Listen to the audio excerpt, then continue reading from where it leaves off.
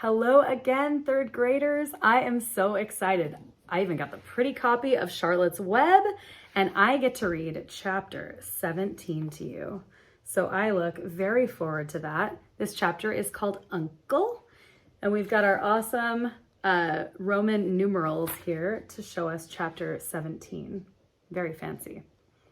When they pulled into the fairgrounds, they could hear music and see the Ferris wheel turning in the sky. They could smell the dust of the racetrack where the sprinkling cart had moistened it. And they could smell hamburgers frying and see balloons aloft. They could hear sheep blatting in their pens.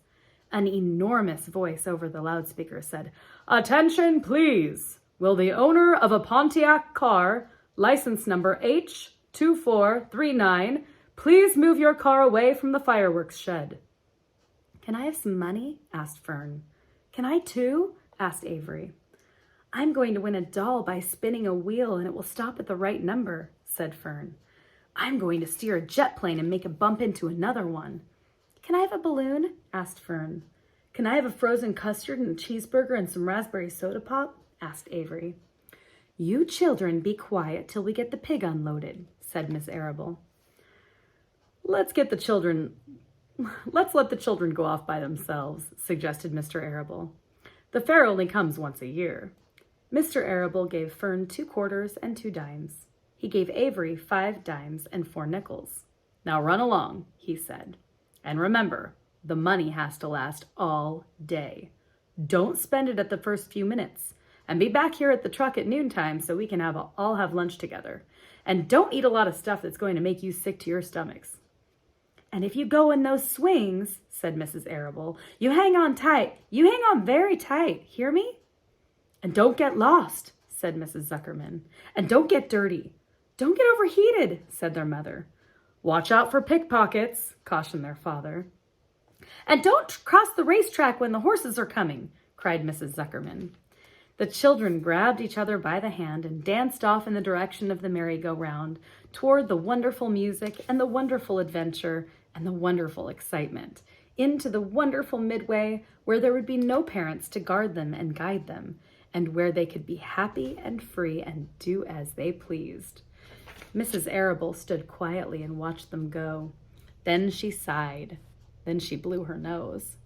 "Do you really think it's all right?" she asked. "Well, they've got to grow up sometime," said Mr. Arable.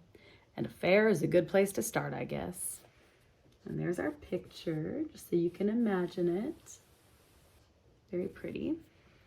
While Wilbur was being unloaded and taken out of his crate and into his new pig pen, crowds gathered to watch. They stared at the sign, "Zuckerman's Famous Pig." Wilbur stared back and tried to look extra good. He was pleased with his new home. The pen was grassy, and it was shaded from the sun by a shed roof. Charlotte, watching her chance, scrambled out of the crate and climbed a post to the underside of the roof. Nobody noticed her. Templeton, not wishing to come out in broad daylight, stayed quietly under the straw at the bottom of the crate.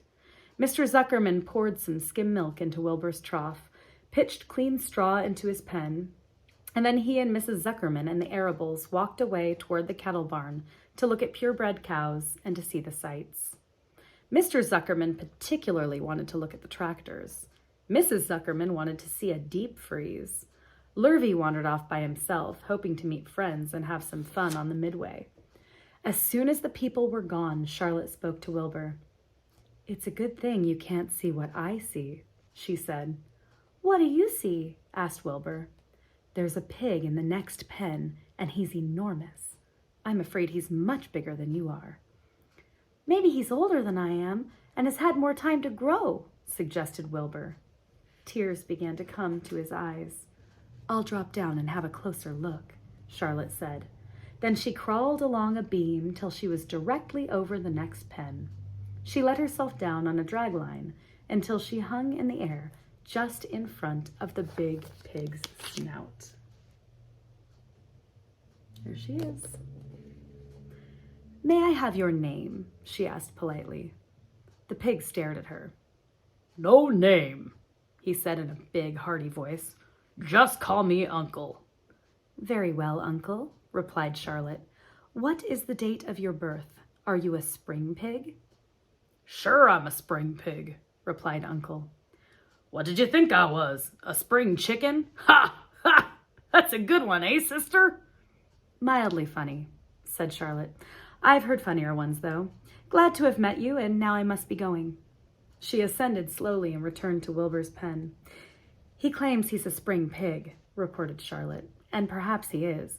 One thing is certain, he has a most unattractive personality. My lights go off occasionally. There we go. He is too familiar, too noisy, and he cracks weak jokes. Also, he's not anywhere near as clean as you are, nor as pleasant. I took quite a dislike to him in our brief interview. He's going to be a hard pig to beat, though, Wilbur, on account of his size and weight. But with me helping you, it can be done. When are you going to spin a web? Asked Wilbur. This afternoon, late, if I'm not too tired, said Charlotte. The least thing tires me these days. I don't seem to have the energy I once had. My age, I guess. Wilbur looked at his friend.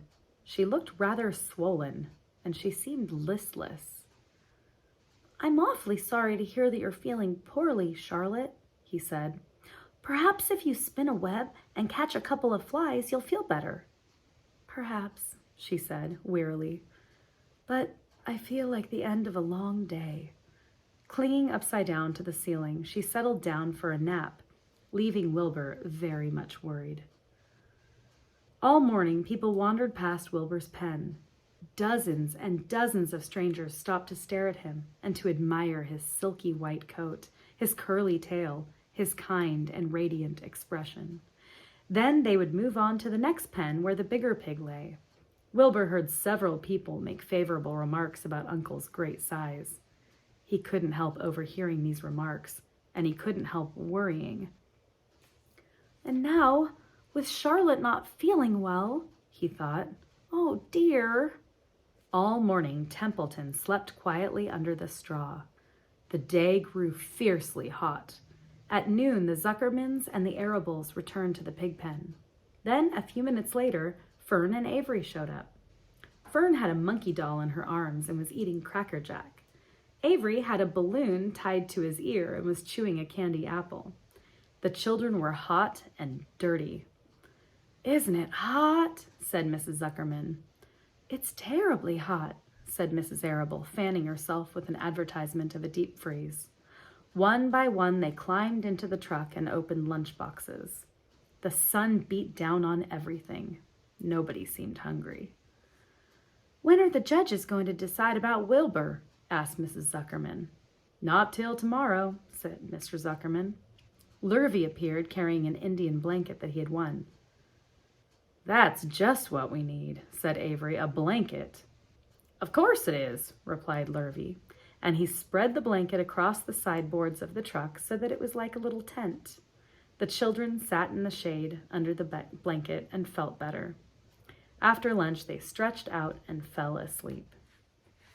Thanks again to Miss Caballero and Mrs. McNall for letting me read Charlotte's Web to your students. I am enjoying this book as much as you all are, and it's just fun to be able to kind of contribute to the classroom experience. I hope you have fun discussing.